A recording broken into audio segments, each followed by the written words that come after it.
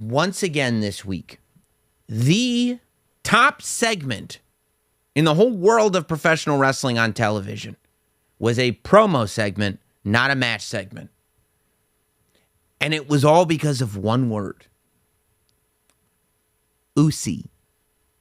Sami Zayn proves once again why in the year 2022 he is WWE's most valuable player. I don't think there was much in that promo on Friday Night Smackdown that was not in the script. Sami Zayn did not go off book. Sami Zayn's the only one that never broke character. It was just in the delivery. When Sami said, you got to forgive Jay, you got to forgive Jay. Lately, he hasn't felt very Ucey. And it was that pause. And then the realness that he presented Ucey with that broke everybody. The entire bloodline broke.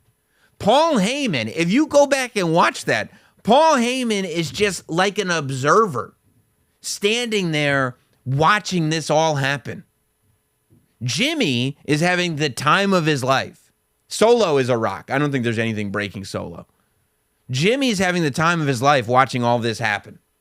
Roman is brilliantly trying to, because he's broken, right? He's laughing now. He's corpsing.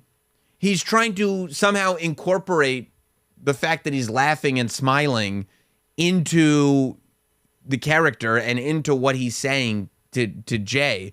And poor Jay, like he's giving Jay these moments where he's like, yeah, we're all having fun. We're all having fun. Now take this seriously. And Jay breaks it, right? And Jay goes, okay, I'm back in it. And he's looking serious again. And then multiple times he just thinks about the fact that Sami just said Ucey in all seriousness. And he breaks again.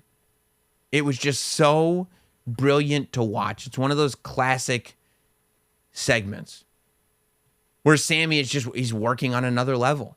And it's everything. Sami is at the point where he could be teaching master classes on this stuff. Because it's not just what he's saying, it's how he's saying and when he's saying it. It's everything.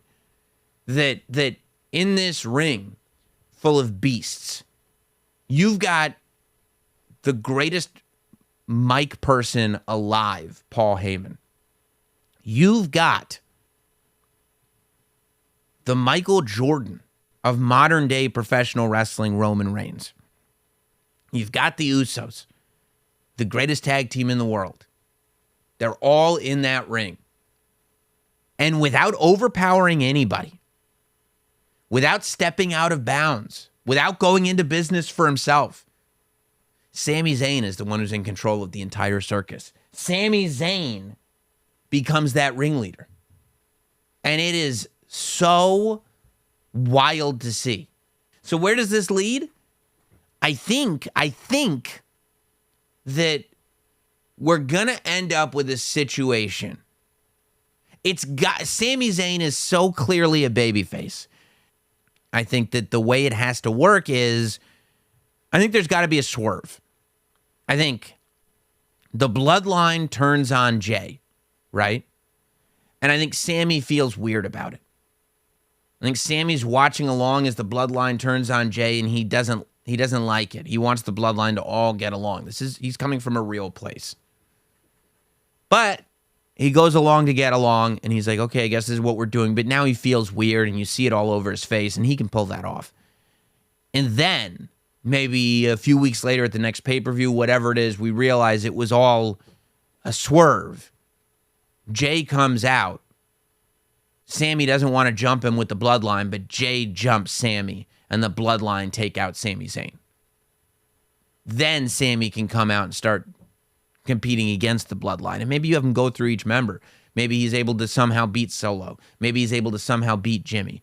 Finally, we get to Sami Zayn versus Jay. He's able to get one out, right? And every single match, we build it up as, well, there's no way that Sami Zayn can beat this guy. And somehow, he does it. And so once you do that 3 times with Solo, Jay, and Jimmy, you're at this place where it's like, oh my God, maybe that's the story they're going to tell with Roman. I hope that this thing leads somewhere like that, because I think it would be just money, money, money, money.